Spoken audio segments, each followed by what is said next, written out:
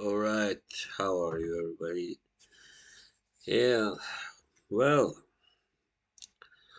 this upcoming weekend is gonna be really quite packed with action, with some really quality boxing action.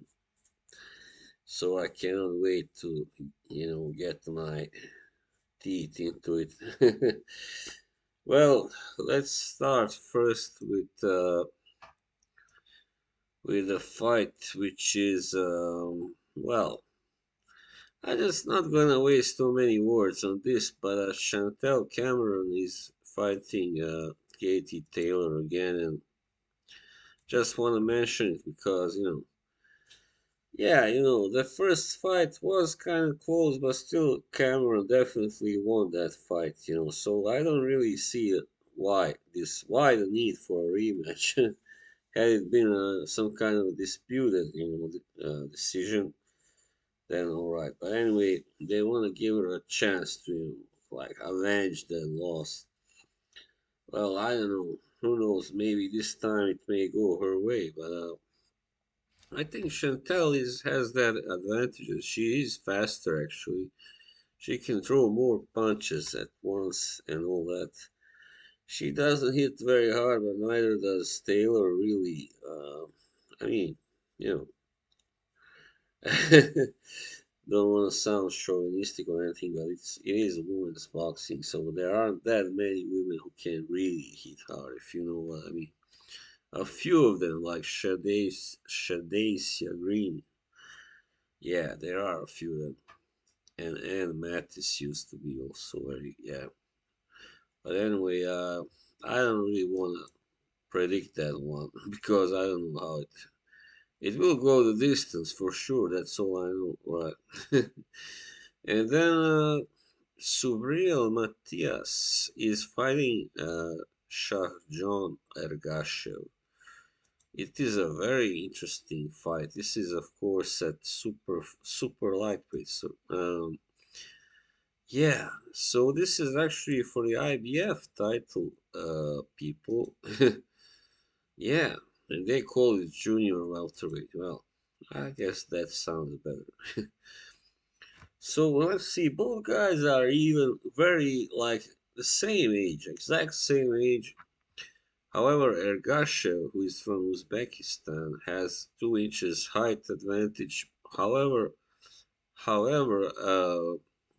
Matias or Matthias, as someone you Americans would say, he has a slight half an inch reach advantage. So 2 centimeters to use the metric system. So Matias has one loss, 19 wins, and Russia is unbeaten. He's 23 and 0. Yeah. So actually, what is very impressive with Matias' record is that all his wins are by knockout. Actually, while also, but Ergashev also has a high knockout percentage of 87. So he's got 20 knockouts so far. Yes, people. And yeah, it's pretty evenly matched fight. You know, I was very impressed by Subriel. Yeah, I was. You know, just gonna get the some statistics first. What the hell is this? Sure, he's what Puerto Rico doesn't have that many really successful boxers right now. So he is definitely something they really need. All right, so he actually managed to stop Batirjan Yukembayev, who is really also another, I believe, from Uzbek, or was he a Kazakh? Doesn't really matter that much. But anyway, he was a Kazakh. Yeah, he is, but a really quality fighter. And he avenged the only lost Petro Sandania also by a stoppage. I mean, both were corner. So he actually This is interesting. Four of his last wins are by corner stoppage, all of them. Yes, so he's not really a one punch kind of guy, but he like overwhelms you with constant aggression. He's got good power still, he's more like an accumulation, puncher. And Ergashev, who calls himself the descendant of Tamerlane, whatever, Tamerlane, he is perhaps a bit more of an, a really power punching guy, sort of puncher, because I see he's got quite many knockouts, like in the first round. And however, he still hasn't. This is his first true test. So he hasn't been tested, and that may be the reason why he's still unbeaten. Maybe not, but we'll find out. Yeah, we will. So that's why it's kind of hard, to predict this one. But yeah, I think just you gotta kind of favor Subriel because he is also coming off a win over the 30-0 previously unbeaten Jeremias Nicolas Ponce. And he's just a whirlwind kind of fighter, he's hard to keep off, and keep off. And yeah, but it will be a fight, definitely. It will be a brawl, man. Brawl, man, no doubt.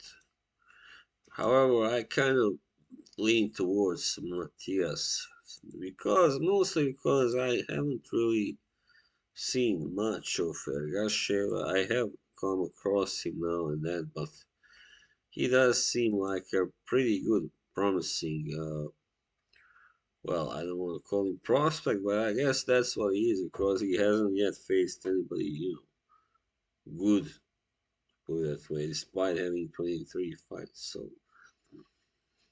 So my prediction, yeah, I think I favor, as I said, Matias, but I'm not sure if he can stop this guy. Sooner or later, you gotta run into a guy that you cannot stop. And these guys from this part of the world are also can be really tough guys, strong, and yeah. But he did stop. You can buy, as I said, who was from the same part of the world and unbeaten also. So yeah, why not? Let's go. Let's go. Let's not be chickens, alright? Let's go for a later stoppage. Like I think this will go at least 8 rounds, definitely. Probably even 10. So it will be a later stoppage. That's my prediction. But as I said, there's a chance it can go the distance as well. Alright. And then we have a really big one, people. But before we go there, I want to also mention a fight that Jermall Charlo actually is finally coming back to the ring after more than 2 years of absence, and he is fighting the brother of the guy who is on the main card, main event, and that is Jose Benavidez Jr. So since he's called Junior, I guess probably he's also the older brother, which doesn't really matter much. But anyway, I don't know really. I mean, Benavidez like his brother. He's like 6'2" and tall guy, for and this is actually the middleweight, is it? Yeah, the middleweight. Yeah, he actually fought at super welterweight. Wow, before. All right, yeah, that's right. He was the guy that was stopped by Terence Crawford in the last round. Now I know. Yeah, I think he is the older brother. Yeah, definitely. Then, so Jermall Charlo is gonna fight him. He hasn't fought since June 21. But still, he's a top top level fighter. And Jose Benavidez Jr. is just not as good as his brother. Definitely, just a solid, decent fighter. but being away for so long, and now there are rumors Jermall might move up to, probably will soon anyway, to 168, so yeah, there are question marks around how he will do. This is a 10-round fight, so yeah, probably this one will go the distance as well. Yeah. Anyway, that's all I wanted to say about that one. We also have Sergey Lipinets actually. Wow, fighting against Michelle Rivera. That's a pretty interesting one. I don't want to go there now. Kevin Lorena. All right. Well, finally we get to the main event of the evening. David Benavidez, and Demetrius Andrade. Both guys undefeated. Benavidez, sorry, 27-0. Andrade 32-0. However, a significant difference when it comes to knockout percentage. 85 for Benavidez and only 59 for Andrade. So yeah, I mean it's not that Andrade that doesn't have the power. It's just that he sometimes, too often, he hasn't been able to finish off his opponent after dropping him and or having him in trouble and stuff like that. And I don't know why. I really don't know. So yeah, he has been quite of you know the talent, the promise that did not deliver. Simple. Let's call it that. While Benavidez, has really been mostly impressive, almost nothing but impressive. Let's call it that. Yeah, yeah. I mean, David Benavidez is, of course, now the biggest, one of the strongest candidates to beat Canelo Alvarez, even though he has been now beaten not that long ago, but that was at 175.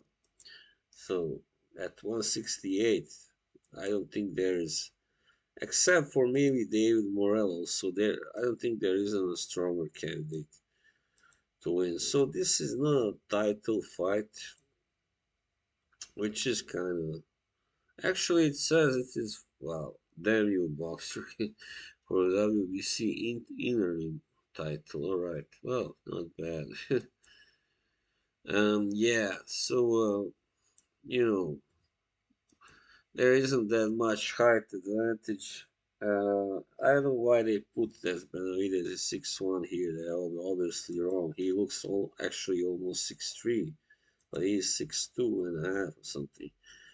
And Andre is 6'1", but Andre is significantly older at 35 to Benavidez is 26, 9 years advantage for Benavidez, and also a 2.5 inch reach advantage for Benavidez as well.